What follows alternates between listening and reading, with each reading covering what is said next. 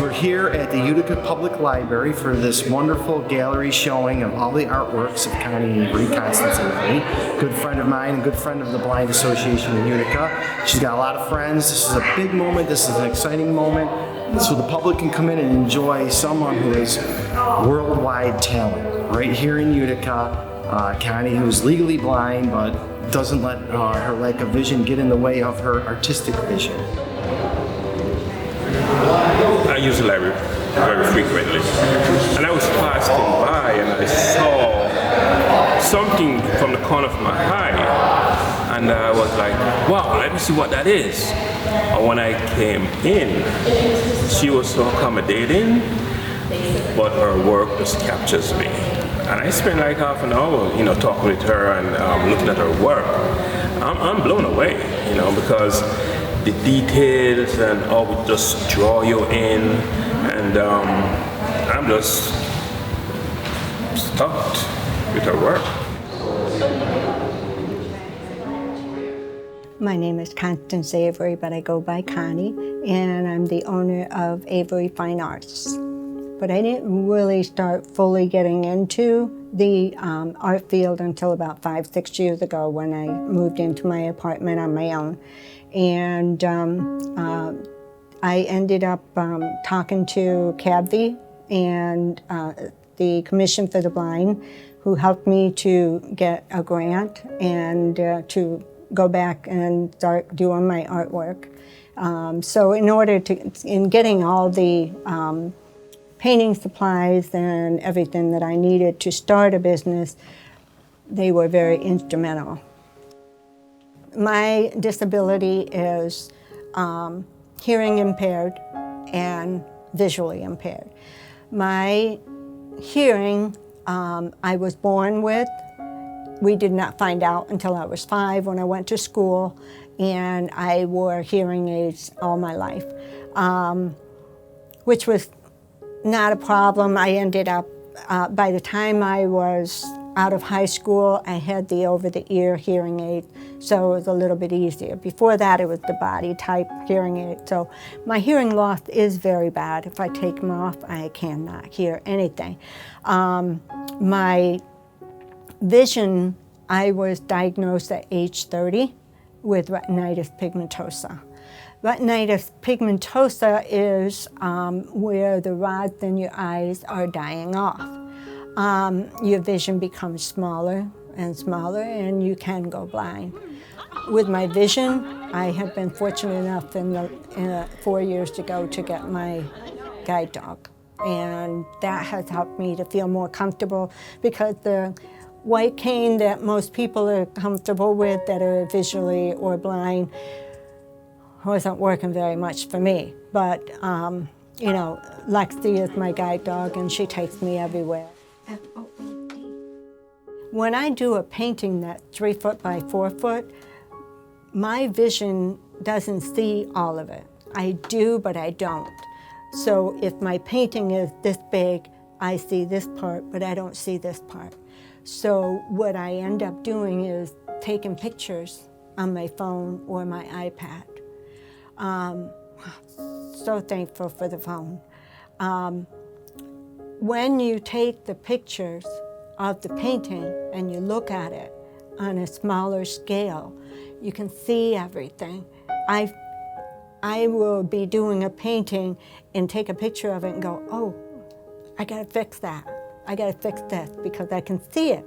If I'm looking at the painting, I don't necessarily see it.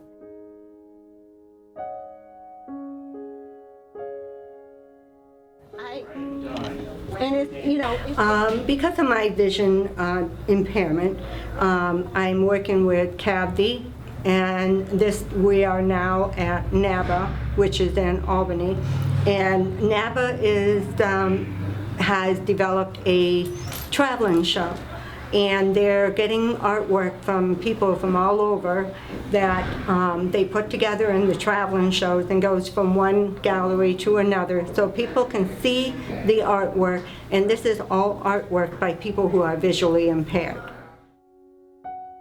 Nature, flowers, anything inspires me. Piet Mondrian had these sweeping trees, and he also had these colors.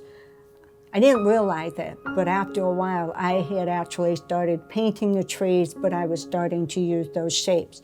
By using the ink process and drawing randomly, not create the lines, not doing this, but by doing random painting and using different things in nature to create those forms.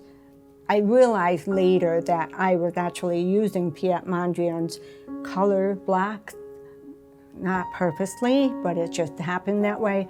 Another painter that I was inspired by is Monet. But I have a painting that I actually used two processes where I had, actually I should say three. The bottom layer is your abstract painting. The second layer I applied tape. It's the painting that is on my wall, and when I had my art walk, everybody that came in sat down and looked at that painting. So I felt that that was the most successful, and it was the hardest for me because there were so many different things working with it, but I kind of feel like when you're painting, you're peeling off layers. If you're doing the layers, you're peeling off layers of your life, of what you're doing, where you're going. It's going a long way. The success of being an artist is different to everybody.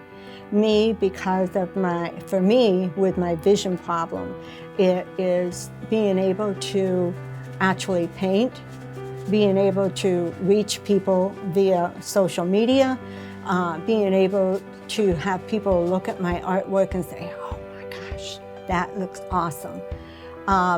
So my success, or my feeling that the best thing about it, is being able to reach people and being able to inspire people. So Facebook and social media has been awesome for me. It's an avenue that, because I'm visually impaired and I am not able to drive, I cannot get out there like most people or most artists. That they can go to the shows, they can go to here, go there. For me, it's really hard to do. It's possible, but it's very difficult. So by having social media so that I can talk to people, anybody, that makes it so much easier to get my work out there. My advice for other artists, basically any person, but mainly people with disabilities, you have an opportunity. The opportunities are out there. It's about finding the person that you can talk to that can help you to research and find what is best for you. Whether it's to be an artist or to work in a store or to do any kind of job that you want to do, what you need to find is, as a disabled person, is what works for you. A lot of people are doing artwork and it helps to put them out there. So always remember that you have that opportunity to be able to find something. There are resources out there. You just need to look for them, and you need to take that first step. Art gives me my life, is my life, and creating art is